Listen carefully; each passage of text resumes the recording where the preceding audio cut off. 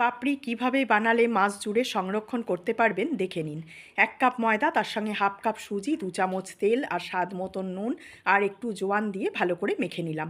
এবারে একটা কড়ার মধ্যে 2 চামচ চিনি দিয়ে আর তেঁতুলের কাঠ দিয়ে চাটনি তৈরি করে নিলাম। স্বাদ মতো নুন দিলাম আর দিলাম লাল লঙ্কার গুঁড়ো। এদিকে আটার থেকে দুটো লেচি কেটে নিলাম, রুটির মতন করে বেলে পাপড়িগুলোকে কেটে নেবো। পাপড়িগুলো হালকা গরম তেলে লাল লাল করে ভেজে উল্টে পাল্টে তুলে নিতে হবে। পাপড়ি তুলে নেওয়ার পর মনের মতন করে চাটটাকে সাজিয়ে নেব।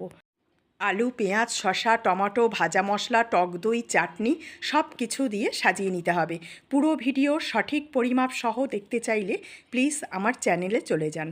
আজকের ভিডিও ভালো লাগলে প্লিজ একটা লাইক করবেন, যতটা সম্ভব বন্ধুবান্ধব আত্মীয় স্বজনের সঙ্গে রেসিপি লিঙ্কটাকে শেয়ার করবেন।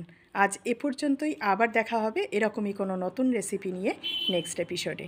ব্যাস, মুখরোচক